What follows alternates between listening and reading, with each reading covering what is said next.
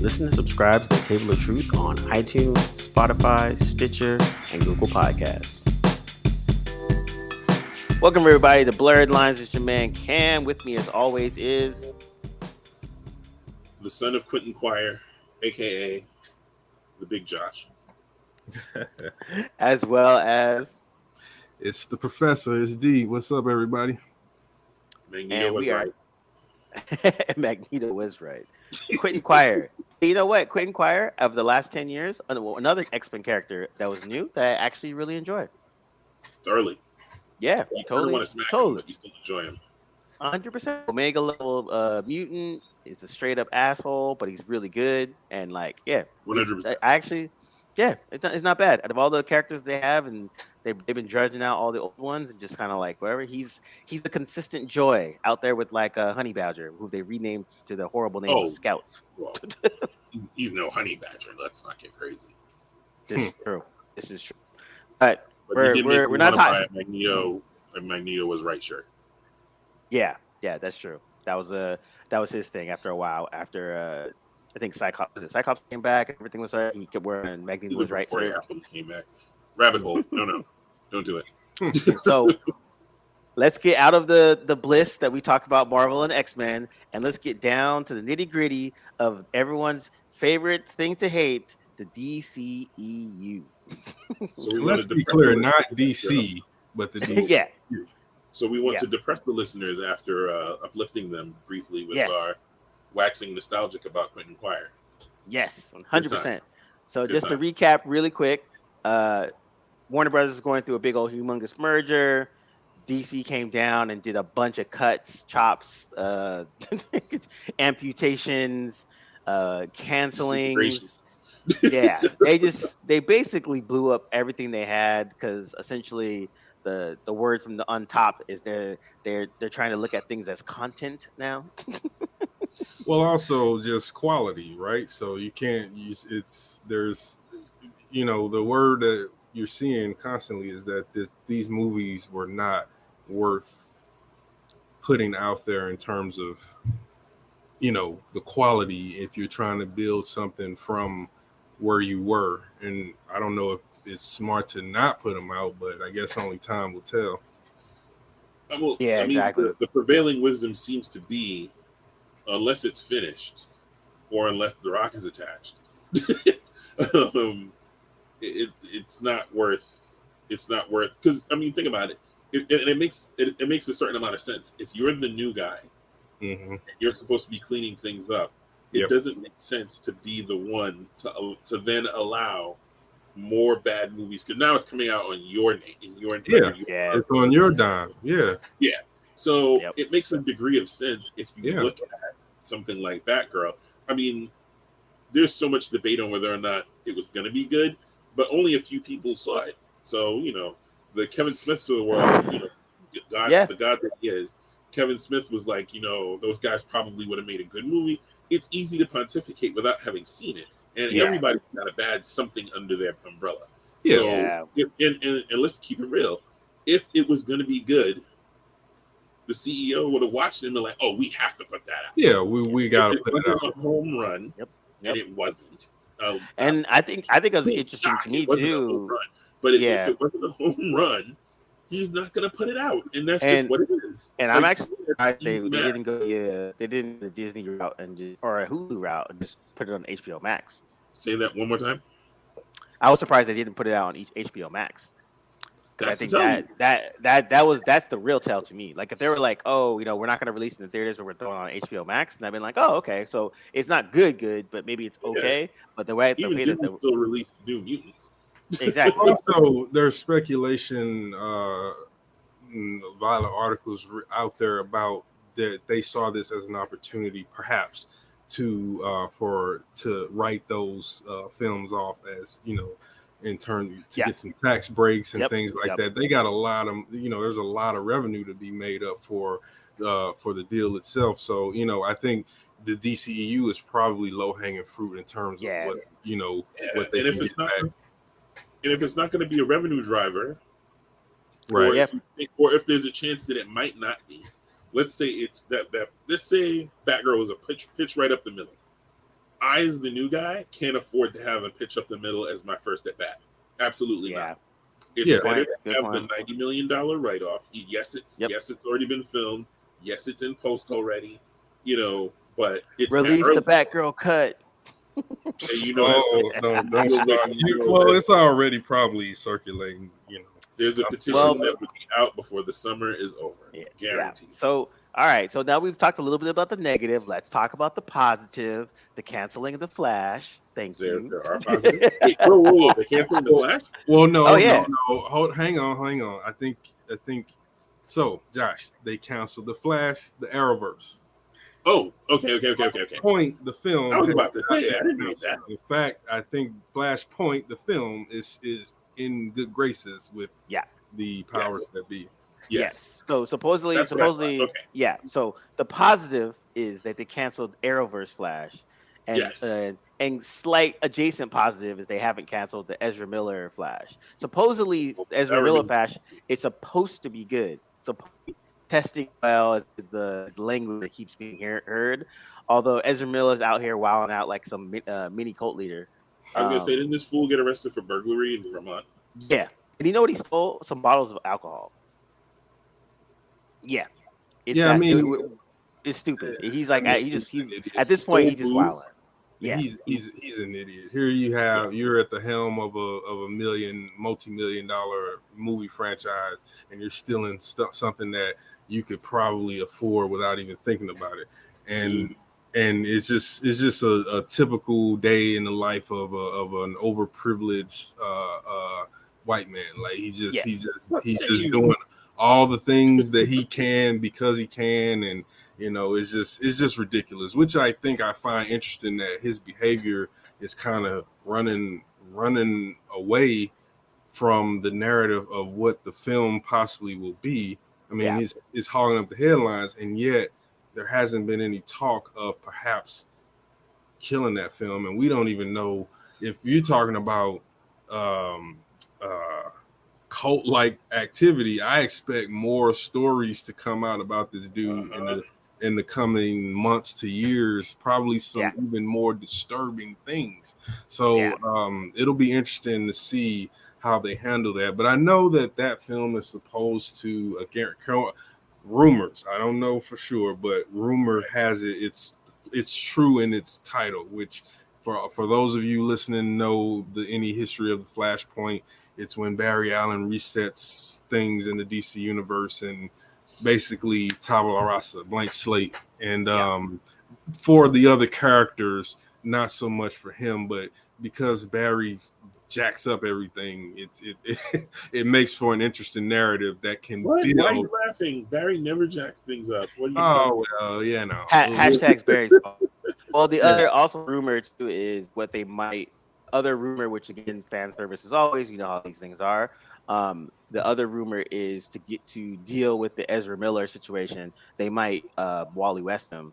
So at the end of Flashpoint, Wally West is almost like erased, and so he's like not Flash. Because prior to Flashpoint, there was like a lot of basically Wally West was the Flash for a good 20 some odd years. Yeah. And then they had Barry come in, blah blah blah. So most people know Wally West's character, his personality. Wally West's personality is basically Flash on Arrowverse, essentially. And so when wait. I thought I thought Barry in the movies was more like Wally West. Actually, honestly, I would say both, because because Wally West was pretty much Flash since Crisis on Infinity Earth. That was like 86. Well, he's been at. Well, Wally was he the Flash? Was he the Flash before or after Barry? He's after Barry, right? So Barry's from the 60s, went all the way up into the 80s. They did Crisis on Infinity Earth. Barry dies, and then Wally West takes over. He was Kid Flash, blah blah blah. So he was basically Flash for all of the 80s, 90s, 00s, the aughts as they call it these days. And then Flashpoint happens, and then they go back to Barry, right?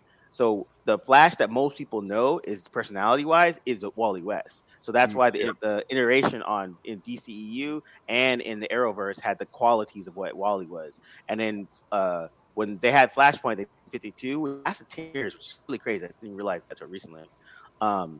That personality was that level. So what the fan rumor is they might do to Ezra what they did to Wally West was at the end of Flashpoint, Wally West is basically erased from existence, and Barry's back. So it's like if they go with that route, which actually would be pretty easy for them to do, in terms of the end. It will be the vice versa of that. It will be exactly Barry goes away and Wally is introduced. Or Grant Gustin comes in or something like that. Like you could easily do that. Or like the Grant Gustin version of Barry, a new version, a multiverse, a multiversal version of Barry. And you could easily do it. And that's I wouldn't mind Grant Gustin continuing as Flash. I don't know how he would do, and the fans would eat that alive. Mm-hmm. I don't know how he would do carrying a movie version of that. Good writers, it'll be fine. Yeah. Well, it's still writing is one thing, but it comes down to what the performance can bring as well. It's and that gravitas. That's true. Yeah. Yeah, so I think that could be a solution. We'll see. But yeah, Ezra Miller just continues to wild out. I want to see what else he does, before this movie comes out, because Flash comes out in September, something like November? October. No, not November, because that's Black Panther. Yeah, it comes out. It comes out. Does it come out this year? Is it out this year? I think so. The $200 million Flash film. I think I'm just ready. I'm very eager to move away from anything that resembles the universe that shall not be the named after him.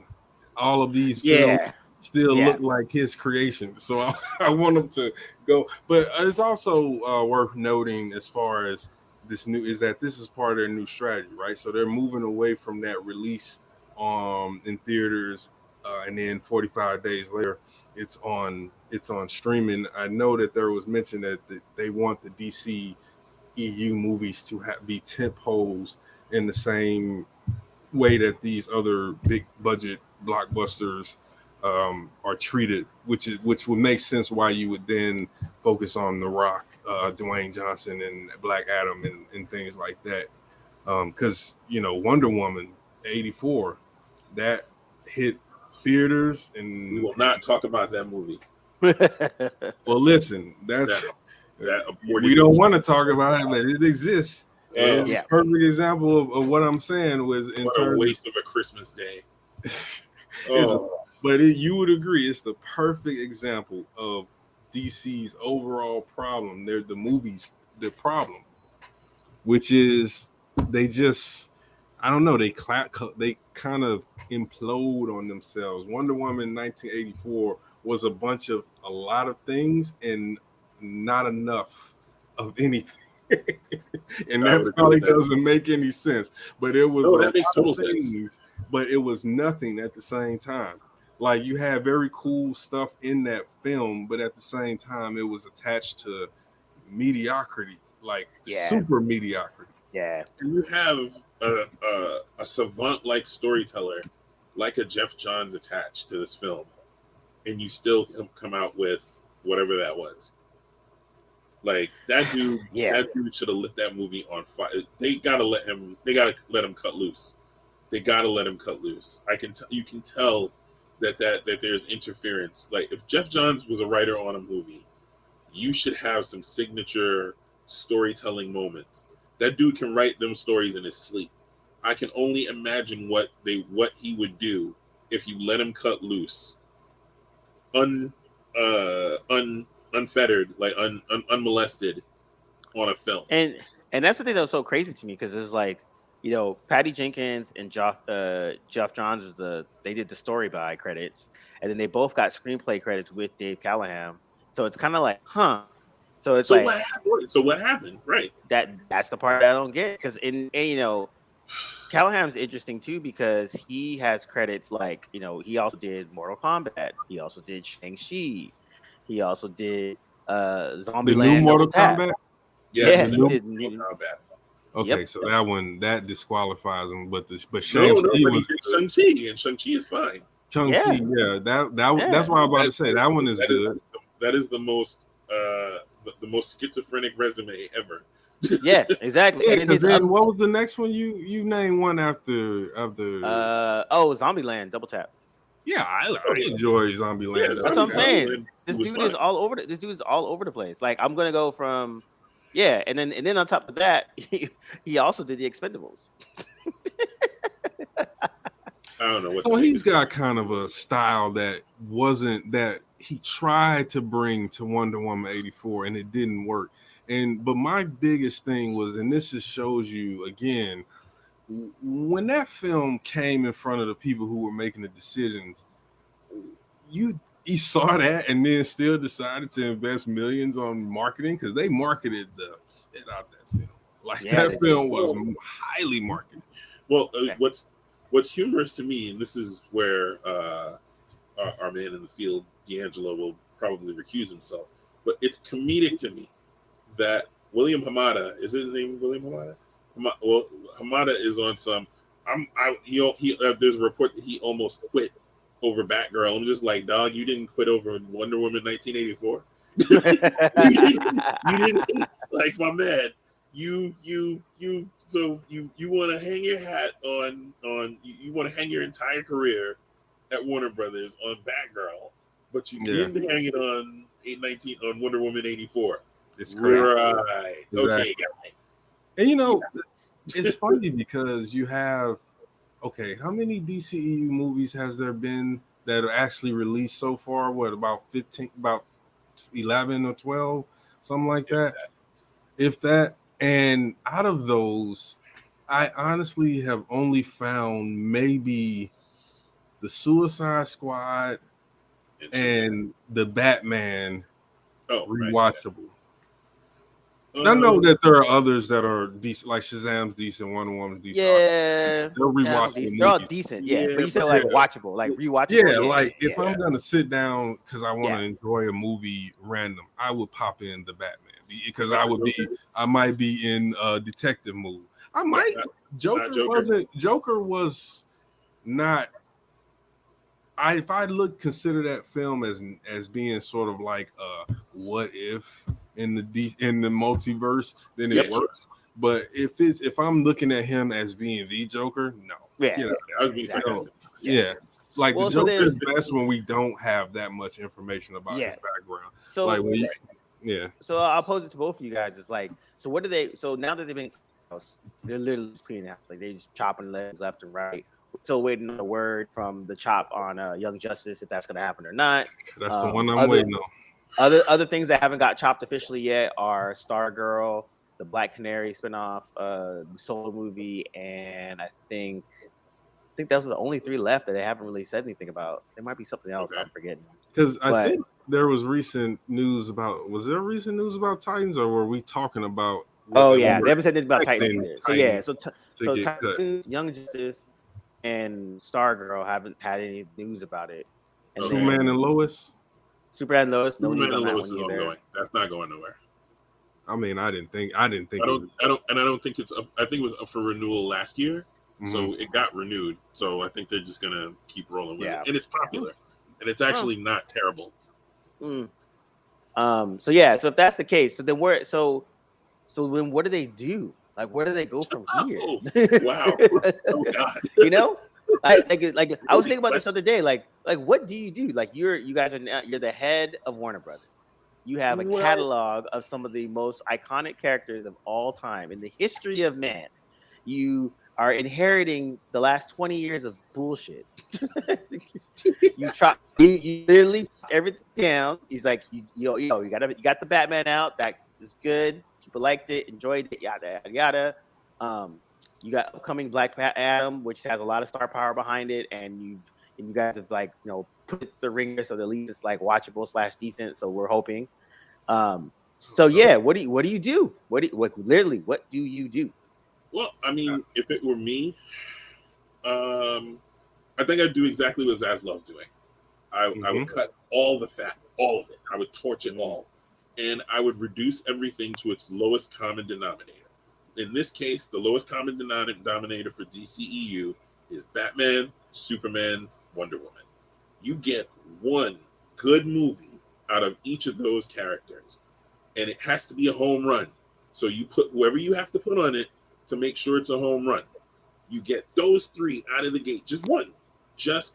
Bring Ben Affleck back, cast some new star, whatever you want to do. But you get one home run out of each of you. Gal Gadot's not going nowhere. They probably signed her to like a 25,000 a year contract. So, and she's wildly popular in the role. So, all right, fine, keep her. But you get like a proper Wonder Woman movie where she's like murking dudes. Where where that remember that thing, our favorite conversation. Is she wildly popular like that? Our favorite conversation between all the Justice Leaguers. They're all sitting around at the round table talking about all their rogues galleries, and then they go to Diana and they're like, "So Diana, what about you? Who's your what about you? Your favorite rogue?" And she's like, "I don't have a favorite because when I face them, they're dead. I don't have a problem. I don't have the problems you guys have. They're all dead. Every last one of them. They step up, they get knocked down. You need that Wonder Woman. You get the proper. You get a good mix of Boy Scout and whatever other elements you want to throw in for Superman, and you give us another detective Batman movie like the one that we just got. Yep. And you're in business. You can build anything you want off the backs of those 3 movies. Yeah, I agree. I agree with that, but with a slight modification. I don't think you need all 3 of them. You just need one. And I think the thing is, what you do is you introduce one and you establish that the other 2 exist already. If you're going to go with the whole shared world, because you can always throw them into a situation at any time. And besides which, you kind of want to leave it open so that some of the other roster that are more available come through, because there's a lot of stuff you can do. You can even do a Batman film, a Nightwing film where again Batman exists in this world, but he isn't the sole focus. Because I think what they try to do before by cramming them all into one movie and then really trying to focus on Superman, but doing it in a way that was too akin to Batman, or after we just saw the Nolan's Dark Knight trilogy and it just didn't land. But if you put that on the back of a Wonder Woman, or even again, introduce another member of the League that we haven't seen, like a Lantern or something like that. And I think doing it that way, but grounding it and not trying to be too ambitious. And like, for example, Man of Steel came out, and then like 3 years later, there was a Batman versus Superman. Like, where did we get all of a sudden no Batman to Batman wants to kill Superman? Yep. So my question then is, so my follow-up question to that is, if it were you, which one of them would you do? Since you're saying it should be one. That's a good question. I think I would actually do Superman. The reason being is because we already got a strong Batman. Wonder Woman is, okay, it was crappy, but it was what it was. Yeah, but if they did a proper Boy Scout Superman, like straight up Boy Scout, this is true justice, American way, natural way, whatever crap they changed it to. But they did a proper Superman movie fighting Lex Luthor on some whatever, and guest starring like a Wonder Woman. Batman does a cameo that solidifies that world in already general. It puts them as the focal point, because they were trying to use Batman as the Captain America, quote unquote, of the DC, and it kind of worked, kind of didn't. And I think if they reestablish it where Superman is the main head of this, like he's the reason why we do all this shit, and he is like the Boy Scout. Batman is the antithesis to Superman, and then Wonder Woman is the middle in between, because she'll kill a dude, but she won't. But she's also kind of nice. I think that would actually establish it a little bit better, and then it makes sense to have people like if you do a Superman movie, then it makes sense that Black Adam could be in it, because they could go toe to toe and fight about whatever. It would make sense that Shazam's in it because they're on the same level. It would make sense that Wonder Woman, and then Batman would be the one that's in the shadows, like looking at all of this, like, okay, you guys are all like powerful, but you're idiots. We can and I like that, because you could, just like with the Batman, you could start it 2 to 3 years into Clark as Superman, so he's still kind of new, but at the same time, you don't need to go through. That was the thing that didn't work for Man of Steel and Super. We never felt like that version of Superman was the superhero that we want him to be. Like we saw him saving things. He hadn't lived into it yet. Yeah. Yep. Exactly. Like we need to see it being about him saving people, not wrecking shit, not the spectacular God fights. Yep. But him saving people, him doing the right thing. The Man of Tomorrow film, I thought it was, again, this is what's missing from the Superman live action. He stopped in the moment fighting the parasite to try to talk to Rudy inside and try to get Rudy to stop what he was doing. Yeah. Like now this is Superman. That's quintessential Clark. Yep. Yes, that is who Clark is. Exactly. And I think he's a straight up Boy Scout, and you need to go back to that situation where he just freaking caught a freaking train from going off the track, and then he picks up a little kitten to make sure that it's okay. Right. Exactly. Like you need to get back to that aspect of it, and then you inhabit the world of, oh yeah, but in the same type of world, there's Batman doing Batman shit. There's a whole Amazon doing Amazon shit. Let him go freaking visit Themyscira or whatever and talk to Diana about some shit because they're on the same level. Because eventually it will be his idea, knowing that there's a Wonder Woman, knowing that Batman, he's worked with the world's greatest detective, because there are some things that he can't do with just his power. Exactly. Now he's thinking. Now he knows there's a Lantern out there. He knows there's Shazam out there. Oh, what do we do by the third movie, the last Superman movie? Guess what? We just formed. Right. Exactly. And it makes more sense because someone like a Superman would form the Justice League. Someone like a Batman would not form the Justice League. No, not at all. He would absolutely not. Not at all. In fact, the great thing is how often they joke about the fact that he's never been a full-time member, or he'll say like, well, I don't have to. The funniest scene is when it's from the Justice League. I know exactly what you know where they all in the conference, and they got, I think it was Lex had them cornered or something, and they decided to turn. It was when they figured out the watchtower, when he got the watchtower to fire, and Batman's like, you want me to do what? It's like, you want me to turn myself in? Right. So for the audience, it's the episode where Lex Luthor hacks the watchtower and uses their fusion cannon to fire down at the Earth to save the day, but to blow up Cadmus. And basically all the Leaguers sit around at a table and they're like, well, what do we do? And they start discussing what options they have. And they're like, you know what we got to do? We got to turn ourselves in. Somebody call Bruce. We got to tell him. And they get a hold of Bruce, and he's like, you want to do what? You guys are the biggest idiots I've ever met in my life. Yeah, he basically is like, nope, not doing that. No thing. And they're like, well, you know what? Call me when you have a real plan. I'm going to try to solve this thing in the meantime. Goodbye. Yeah, but he's like, I'm a part-timer. And that's exactly what we need. And you need that. You need Batman to be Batman. He needs to be the rogue. He needs to be the super smart dude that is a little envious that everyone around him has powers, but he's still smarter than everybody.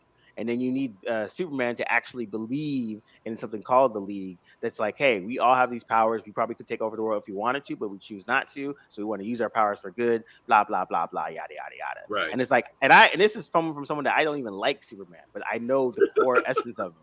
And like that's would make sense. And then you have someone like, and then if you want to get even more granular, you can have it, like you said, it's already a couple years in. Superman's already been Superman for a little bit. He's working at the Bugle. He's hanging out with Lois. They ain't dating yet, but they kind of got something going on. And then Clark meets Wonder Woman, who like throws his whole world off because now it's someone that's as strong as him, that can fly, that's literally his equal at almost every single level, but she's from a whole nother world. So I think that kind of actually, so there's things that you can work with that, but at least you can ground it in something a little bit, and then you can start to go off, because then it makes sense to all of a sudden there's a Green Lantern. Why is there a Green Lantern? Because blah blah blah. Like all these things start to come into play, and it kind of makes a lot more sense. And then they can easily do the big CGI freaking threat that we have to put all the heroes together to save or blah blah blah blah.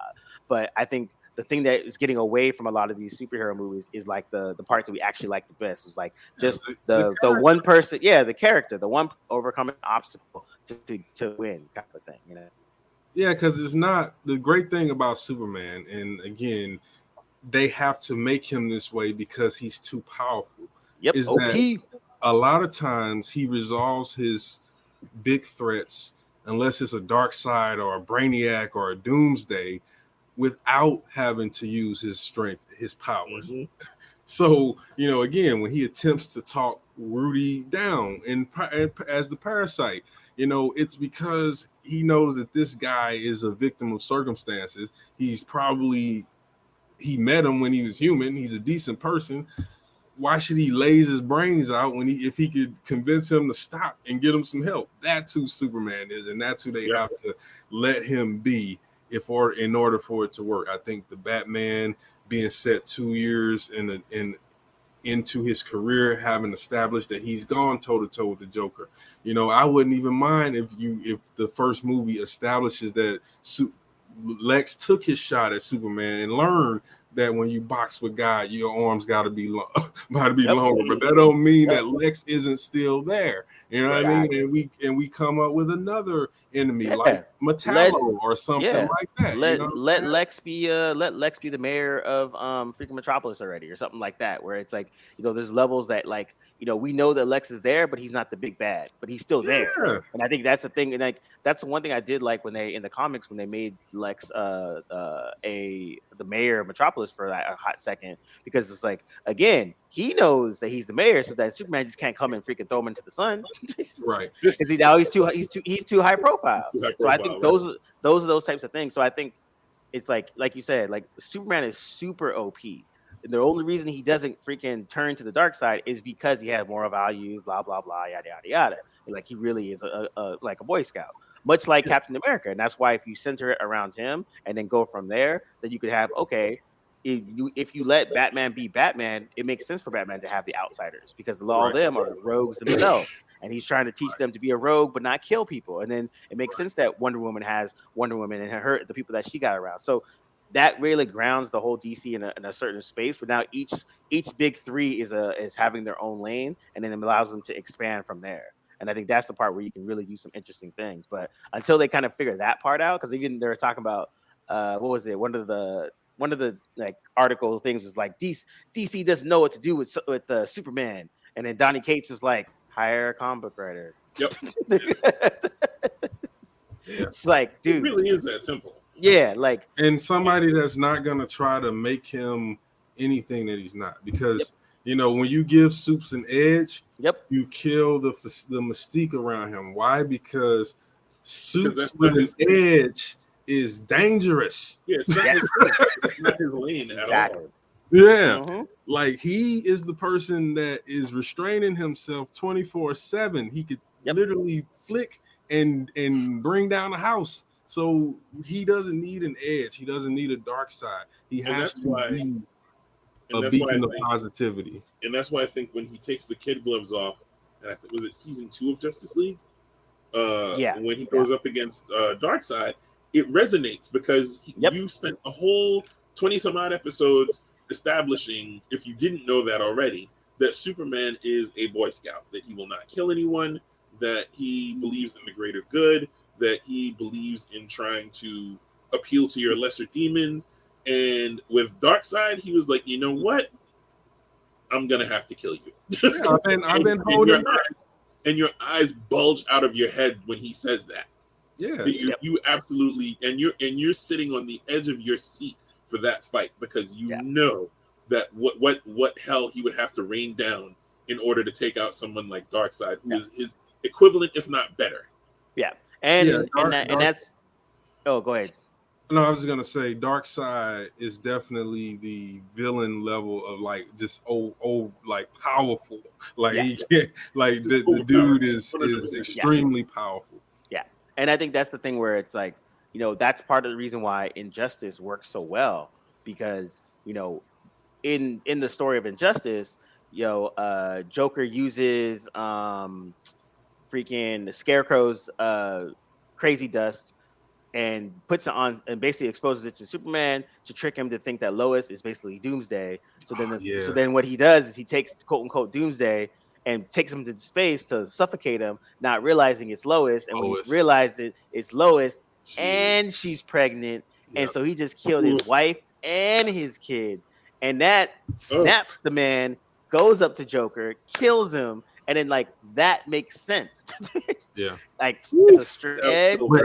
And what's great about that writing, and this is why DC, when they're at their best, they're really good, is because Joker won in that situation. Because what was Joker's goal was to break the Boy Scout, was to make him do exactly what he. It didn't matter to Joker if Superman lasered him, ripped him apart, threw him into the sun. He didn't care. He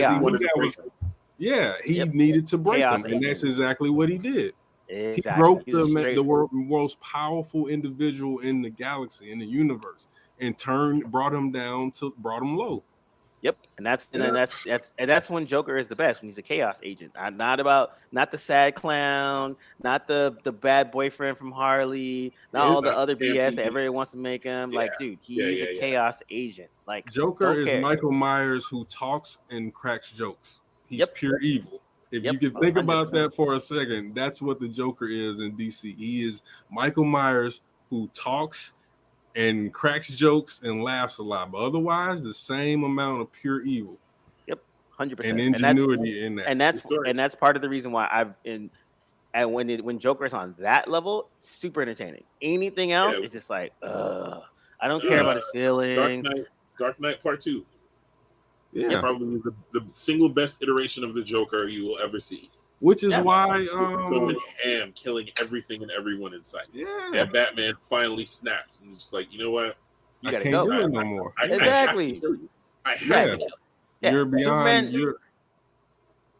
Superman should have thrown Joker in the sun like 100 years ago. Like, what's going on here? But that's also why Ledger's version has, to this day, to me, is still the best. The Nolan written version of Joker is the best live action Joker to this day, because without being too over the top, he captures every aspect of who the Joker is and what he is in DC. He's not a person with a background. He's not a person who has a moral conscience. He's an agent of chaos. He's a murderer, and he likes causing pain, and that is it. Is. More than Cesar Romero. Come on, that's low. That's like you know that, and then you could have named Jack after that, because I love Caesar's Joker and Jack's Joker. All right, so beyond all the DC-ness, there has been some actual good stuff in the world of like sci-fi, fantasy, and stuff. Yes, there has been good stuff. Hulu dropped the movie Prey. It was a prequel to The Predator. I didn't see it, but you guys did. How was it? D, after you. It's pretty good. I had started hearing that it was good.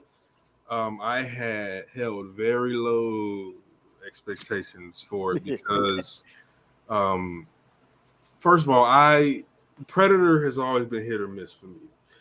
Overall, I've enjoyed all of the films except Shane Black's The Predator. I thought that was the worst Predator film that they did. I enjoyed Predators. It was underrated. But Prey is, to me, one of the three that I cite as the best examples of Predator, of that story world, of an apex Predator hunt. And Prey brought me back to that. It was really good. It was great seeing Amber Midthunder in the role. I forget the character's name, but she was badass, and they really drove home the lifestyle of living as a native in 1717, which is is that the 18th century? Yeah. And it was. I enjoyed it. It was good. Some great Predator action, Predator kills, and to me, I like going back to that basic living in the land, predators amongst predators and things like that. Survival of the fittest. Call me a Darwinist, but I liked it. You a Darwinist? Never. I loved it. I thought it was phenomenal. I would say it's easily, in my book, the best Predator film since the original. That's fair. I I loved everything about it. Like you said, Amber Midthunder absolutely shined. I want to see her in more stuff. Yeah. I have to see her more. Like, that movie made you have to see her in more stuff. She was excellent. She was incredible in this film. I cannot understate how good she was. Like Angela said, sort of the food chain of the apex predator in little moments of exposition was absolutely phenomenal. Mm-hmm.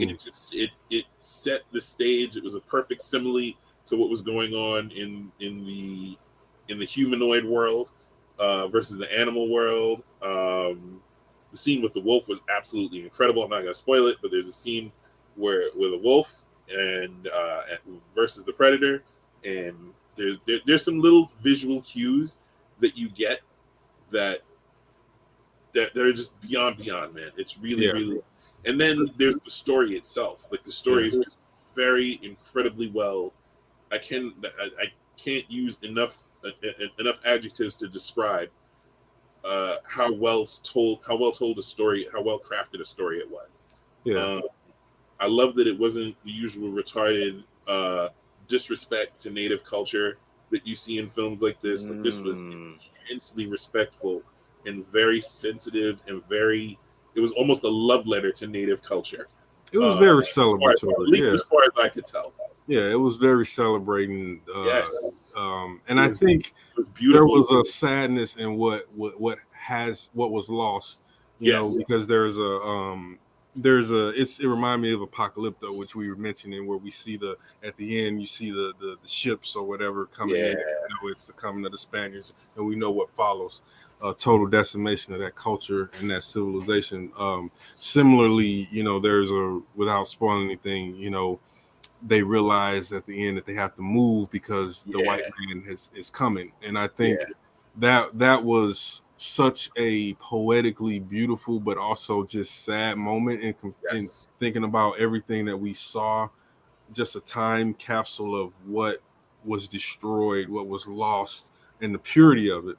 Mm-hmm. And I think one of the great things about this movie and the difference in the Predator itself is that Dan Trachtenberg really uses the visual language, as Josh was talking about, in telling this story, from showing the food chain. And, you know, an example is there's an ant crawling on the camouflage predator, and then I think it's a rat grabs the ant and eats it, and then all of a sudden a snake grabs the rat and eats that, and then the snake, which is the apex predator of those three, sees the predator and then tries to go for it, and of course the predator shows why it's the apex predator. And so you saw different examples of that throughout, where we didn't just get a predator obsessed with hunting man. And I thought that was a great detail, because this is a period where man was not the apex predator of the land. We were a predator, but we weren't the apex predator. We still had to contend with bears and mountain lions and things like that. And at any time, and so to see the predator going after these other apex predators, where in the past they've only been obsessed with man, and because man during those periods, future predator stories, we had risen to being the dominant alpha predator on this planet, driven every other one either to the margins or to extinction. So just the visual language itself was clever and just really amazingly well thought out. Yeah, I'm gonna watch it again. Talking about it now is making me want to watch it. When we're done, I'm gonna watch it again. It's getting a lot of good. It's got a lot of good press, a lot of good like reviews, and people really enjoying the takes of it. And I think since the Predator franchise has a very just up and down kind of like overall thing, because you have 1 and 2, which are classics, and then you have the Predator, which, like you said, is underrated. Which the same with me. I remember when I think I forgot about the Predator, and I think I caught it something random, and I was like, no, I thought Predators. The one. Sorry, Predator. Sorry, that one Predator was with Adrian Brody, and I always get her name. Oh man, beautiful Latina actress. She's in that film. Alice in that Braga. Show. Yeah, Alice Braga. Yeah, she was Yep. in it. Walton Goggins. It had actually what's his name? Lawrence Fishburne's in there too. Lawrence Fishburne's in it. Topher Grace. Mahershala Ali's in it. Yep. Like it's a underrated film, and I skipped that one actually. It's good. It was it's the good. best one since the original until this one. Yeah. Really? Okay. Yeah, because I'll take it. Yeah, check it out. It's on Hulu. It's worth it. It's not long, just like Prey was only an hour, and I appreciated that too. You know, that restraint. Airtight story. Yeah, man. Just so I can, I have to keep my long running streak alive. If you can't tell a movie in 90 minutes, you know who I'm talking about. Then are you really a storyteller? I just don't understand. Who are you talking about, Cam? We've never heard you say this before. Or you certainly are not a visual storyteller, and I think that's That's all I'm saying. You can't tell a story in 90 minutes. Are you really? Did you say more? Well, if it takes you 30 to tell what most people would knock out in the first 10, then you got some problems there. Yeah, exactly. But I watched Predators and I skipped The Predator, and then I'm right. Not watch and then everyone was telling me how bad The Predator was, which really which sucks. One is The Predator? Is that the one Predator's with one by Shane Black? Yeah, that one came out. Is that the one with the prisoners and the predator dog? No, that's Predators. That's Predator that has the predator dog. Okay. Yeah. That was terrible, but it wasn't great. Predators is the one where they literally wake up at the beginning of the film and they're falling and they're on the Predators have put them on a game reserve planet. Right. Oh, okay. No, so which one was the one with the predator dog with Ivan Strahovski? That's The Predator. The Predator. That's the bad one. Because Olivia, what's her name, was in there? Olivia Munn, right? Yes. Yeah, Munn. Yeah, she was in that. Plus Thomas Jane and Sterling K. Brown. Keegan-Michael the worst use there's so many Thomas James ever. The worst use of Thomas. And look, this is after The Expanse. Like it was like, wow, 2018. They literally cast Thomas James just for that. Yep, and Jake Busey. Damn, there are a lot of people in this. They just throwing actors into all these movies. And the whole Jake Busey thing was supposed to be like the Nazis' dad in part 2, and Shane Black was also in the first Predator. You guys know that, right? Yeah, exactly. Yeah, Shane Black was in the first Predator. He was he was in the glasses. He's like the first one to get killed. Oh, really? Yeah. Okay. And he goes on to be a solid director / writer. Solid. I like the Nice Guys, and that's about. Oh yeah. And that's about it. I've not seen a single Shane Black film that I've. Nice Guys is good. Some people say they enjoy Iron Man 3. I think Iron Man 3. It was a different director. That's all I'm saying. Iron Man 3 is not a good movie. It is not a good movie. Yeah. I'm sorry. It wasn't good. Yeah. That third act was the most letdown of all letdowns of anticlimactic, if anything, in the MCU. Yeah, that was a bad one. As much as you love to see see Robert Downey Jr. acting, like any scene where he's doing anything is just gold. But it's way too much Tony, not enough Iron Man. Yeah, exactly. Way too much. Well, what's funny too is Shane Black did first. And that's what was so interesting, because his first movie as a director was Kiss Kiss Bang Bang, and that was pretty damn dope. That's actually really good. That was good too. Yeah. I take it back. And he was the writer on Long Kiss Goodnight, so I was like, okay, so like he's got it was gonna be. So he's very so clearly he's capable. Yeah. When he does the thing that when he's in his lane. Nice Guys, Kiss Kiss Bang Bang. Yep. The Long Kiss you're right. There's a theme between all three. Yeah, there's definitely a thread between those. Yeah, but when you branch out, now you're talking about Iron Man 3 and the Predator and things like that, like those Hollywood kind of like bustery. Yeah, like then he kind of gets into this is a paycheck mode, I think. Yeah, totally true. Yeah, I think he really overthought Iron Man 3. Like he really like. I think it was a simpler film than it was. Sorry, it was a more complicated film than it needed to be. It could have been way simpler. I think he read Nolan's scripts and he went to work. Oh. Yeah. If you look at Iron Man 3, it was a ripoff of the Dark Knight trilogy. All 3 films. Yeah. Everything from the Mandarin, the fake out Mandarin. It was all there. Yeah, nah, it was pretty bad, man. It was pretty bad. I think and it's interesting. You're right. Like, Nice Guy was pretty good. Predator was good. Iron Man 3 was yikes. Kiss Kiss Bang Bang was good. Yeah, man, this is such a spotty record, dude. It's so Shout weird. out to Shang-Chi for completely obliterating the myth of the Mandarin in Iron Man 3. Oh yeah, that was dope. That was really good. That was a great way to just clean that up. I did like it. I think still with the MCU, give me the whole shebang with the character. Yes. Like, I don't need give me an OP villain. I think that's the one thing I'm a little. If Marvel can, I think they're, to me, it's. You want an overpowered villain like who? I need King and High Evolutionary to actually be villains. That's all I need.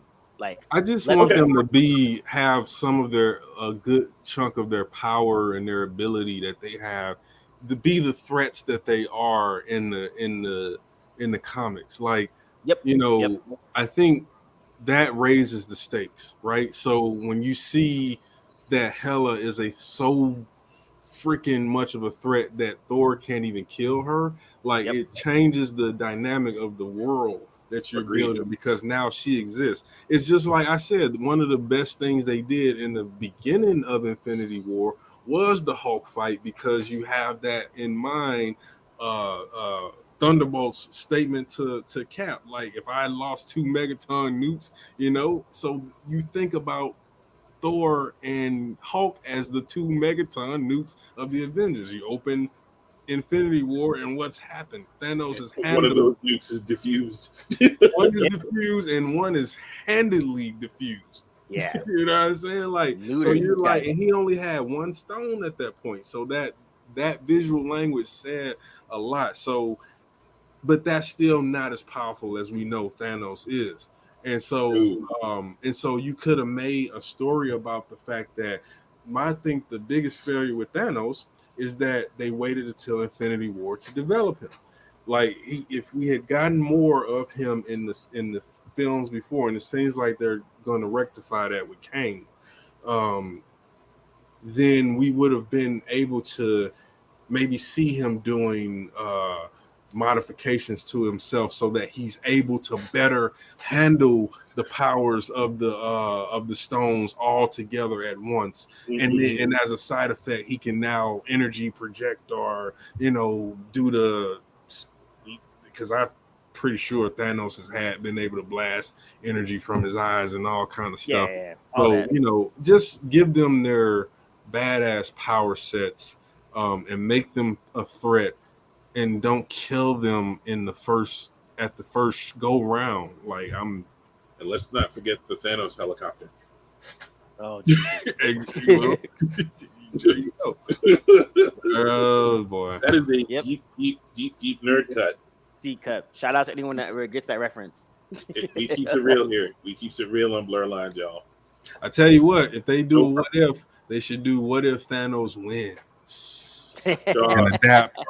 Thanos wins. Stop it! Stop it! Thanos wins. For those of you who don't know what Thanos wins, Thanos wins is a great book where the hero wins. I do not think I could take it. Don't tease us with a good time. Don't tease us with a good time. Shout out to Johnny Cates, man. Oh, Thanos wins. All right, so with all that being said. Again, you actually left Marvel, and then we ended up going back because everything goes back to Marvel. Well, Disney, we ended with Prey, Disney, Hulu. Semantics. It's all, like I said, Marvel, man, it's all in there. It's all one big happy evil corporate family. So we already finished up DC. We talked about Prey. I'll put this for just for a lot of things that we have on our deck coming up. Like Sandman just dropped. I know a couple people watched maybe 1 or 2 episodes. I'm gonna check it out too. We can talk about it later. And then I don't think there's anything major that there's a couple here. We can hop into some comics later on if you want to. But I've actually been catching up on some of them because I was curious in a while. And then we don't have. Oh wait, do we have Ender coming soon? Andor is in September or late August. Oh damn. Okay. Yeah, and then we got House of the Dragon coming up in 2 weeks. Yes, actually, I wish you guys really should catch up with Westworld. That's has been pretty amazing. Yeah, like it's been pretty good. It's like the Matrix meets Blade Runner meets Terminator. I love it.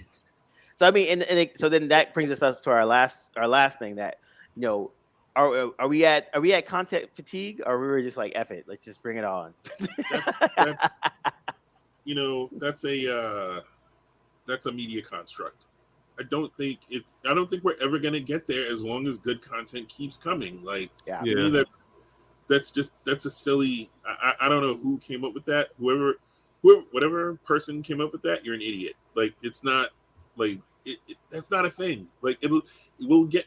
When we had fatigue, when there was a Fantastic Four movie with freaking Miles Teller.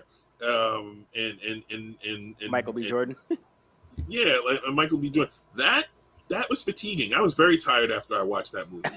You know what's gonna cause? What's gonna cause superhero fatigue? Another Justice League movie. I was really tired after 4 hours of that. Oh, you know what I mean? Yep. Like that's literally exhausted. That was exhausting. Exactly. And I would say that too. I think fatigue would come from. Yeah, I think that's my thing too. Where it's like, I think it's almost a good thing when people are like, "There's so much to watch. I haven't watched everything." Like, I think that's a lot better place to be in than just being on some and there's quality out. Like if you like I said, like The Boys came and went, and like I didn't watch it at all, and it was completely fine. I'll watch it when I get to it. Like it didn't. Yeah. I didn't. And like, but it's there, and I know I can go back to it. I'm tired from all the good choices. Oh God. Yeah, I think the fatigue thing is more so. It is a real thing because again, I've talked about this before, where genres have entire genres have died or become something gone away and they were once big money makers. I mean, look at the blaxploitation era. Like there was about the official big money making was between 1970 and 1974. After that, it was just a lot of crap. But at the same time, that was something that was huge, and then it died off. But to your point, though, I think now it doesn't matter as much as it did then because there's so much more to choose from. No one's gonna get fatigue. You're not gonna get a superhero fatigue because you can curate what you watch. If I don't want to watch She-Hulk, I don't have to watch She-Hulk. If I don't want to watch Moon Knight, which I haven't, I won't watch Moon Knight. Boba Fett, all the show. Like I don't need to keep up with everything. And so that's the curation is what has quelled the fatigue. Because again, you can watch what you want to watch. So by contrast, I keep up with almost everything and I'm still not fatigued.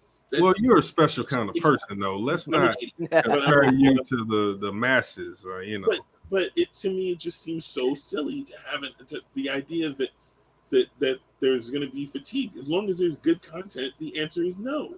Well, we're probably using the wrong word in general. Fatigue is not the case as much as there can be a slowing down of interest in certain properties. And again, but I think at present there isn't. But and I don't. But that doesn't mean it can't happen or won't happen. Surely. Yeah. But as far as the foreseeable future is concerned, I don't see it happening. Yeah. Well, I think, and also too, I think I was laughing because someone was like, "Yo, people are starting to get bored of Marvel." I'm like, "Yeah, it's so horrible when they're not making $1 billion, but they're making like 700 million." Yeah, they went from making 20 billion to just 19.5. Yeah, exactly. And so, yeah, but I think you're right. I think it's like there's so much content now that you can pick and choose, and you can be like, like say for instance, like I know House of Dragons coming out and Rings of Power, and like I'll probably watch both of them, but will I watch it on real time? Maybe, maybe not. And I'm completely okay with that. Westworld's been on for almost 6 weeks now, and I really enjoyed season 2. It'll be ending. Actually, Westworld ends, and then the following week, House of Dragon begins. Yeah, and so it's like, I gotta get on. I gotta get on it as well.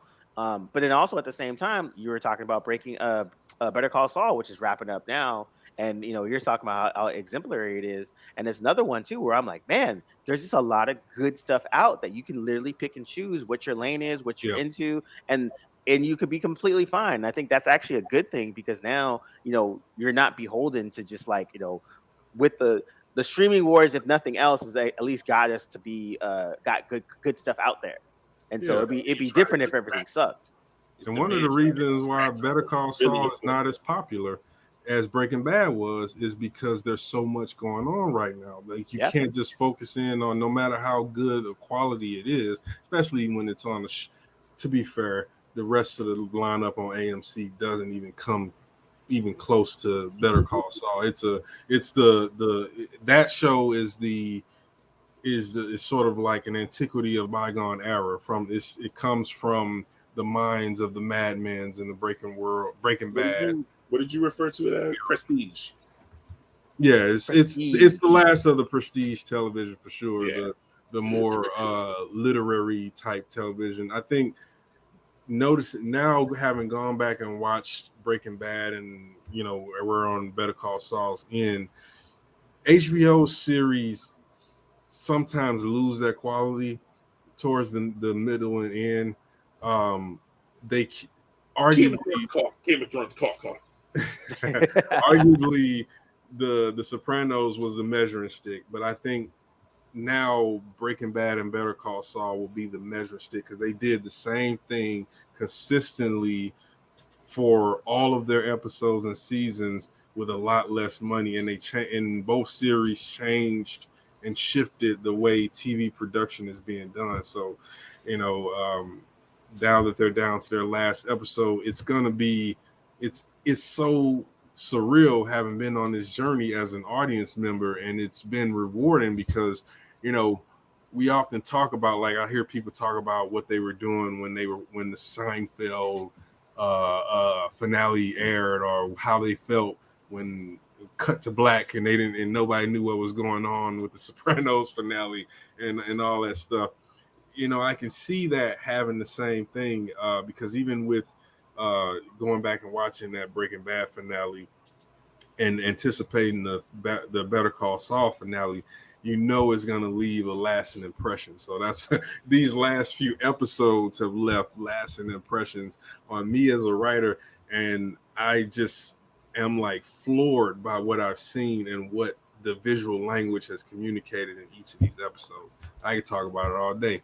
And see, I think that's the part that I think is cool, because now you can have stuff like that at the same time as, like, all the other stuff that's going on, right? Yeah. So you can have it's on like The Boys, or all the way over on here and on whatever cop procedural that everyone's into right now, or over here with the more romantic blah blah blah blah blah, or the sci-fi stuff. So we're at a good point where it's like there is so much stuff. So now you can just go find what you like and just enjoy your life, and it's not, you don't really need to be watching everything anymore. Where, before, when we didn't have streaming and everything was like you had to be at a certain time at a certain place, you missed it. It was a cultural moment. Awesome. But now you can kind of be in your own little moment and find your own little tribes.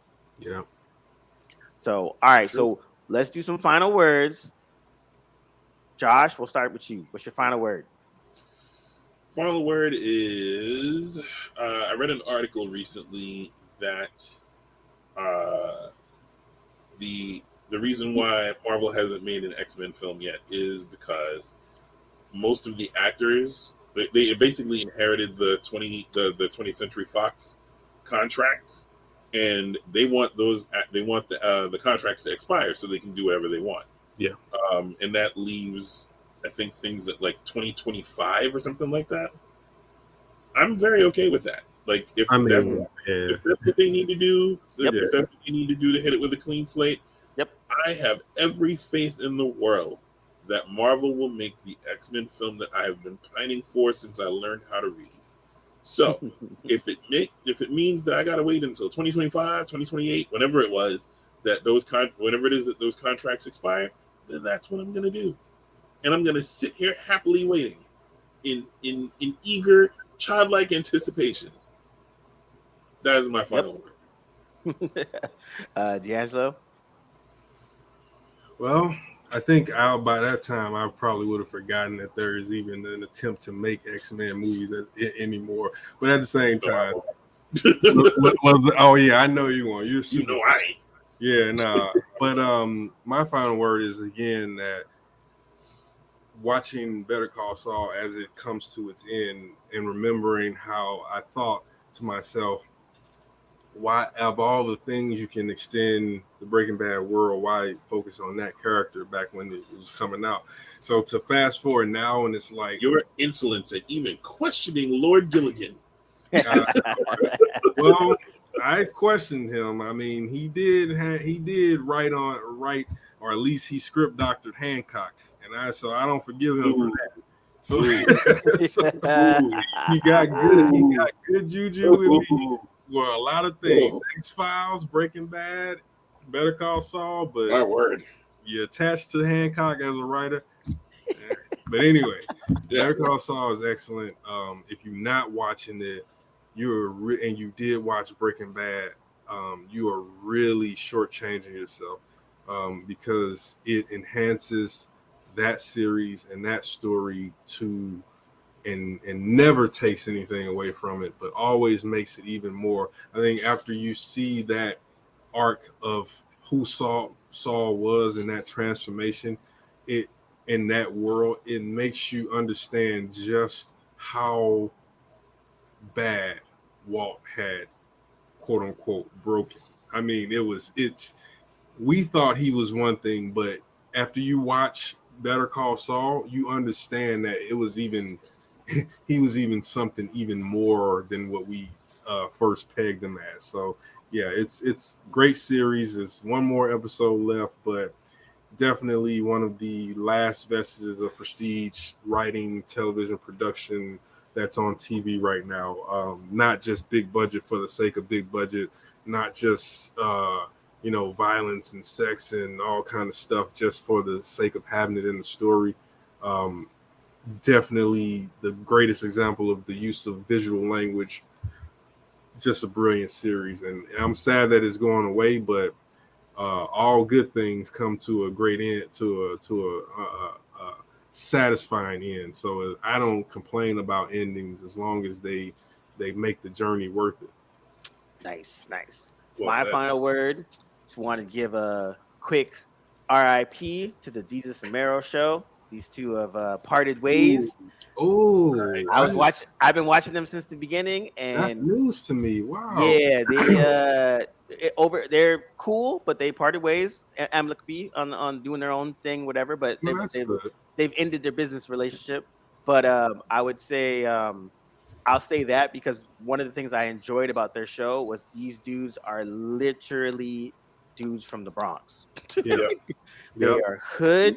They got a little bit of home training.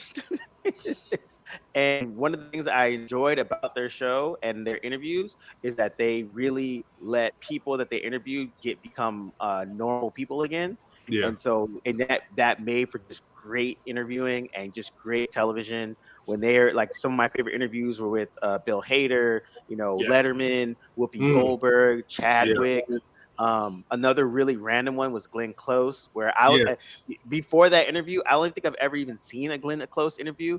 And by the end of it, I knew that she's a Mets fan. She smokes weed. She rarely ever goes to hall. I was like, I found all these things out.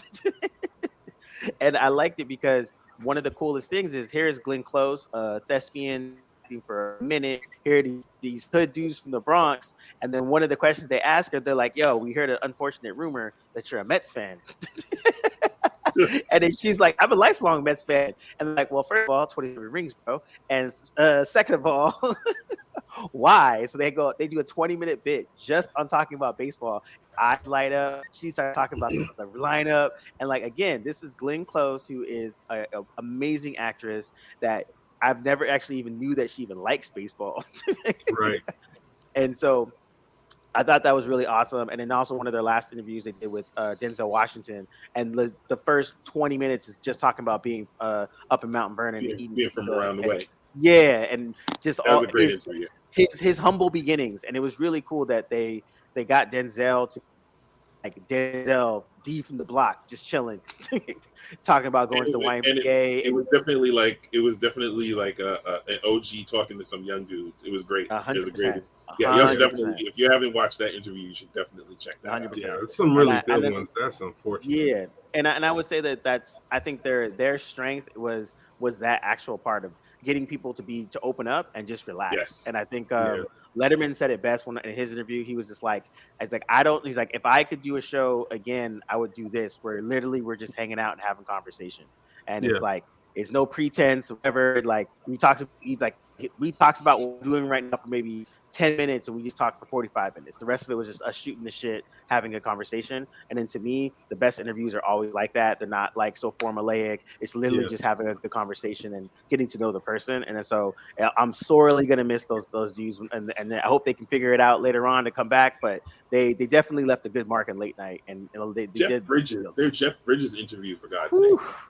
Yeah, that was a good interview. Oh wait, is it possible that I can have a second final word? Go ahead, Josh. Wrap it up. Well, the last one wouldn't have been your final word now, so we that. I went back to the past. Now this is my final. Yeah, there's a whole nother parallel universe you created. This is Josh in the Millers. He quantified back to remind us. Rest in peace to Nichelle Nichols. Yes. I'm glad you. Yes.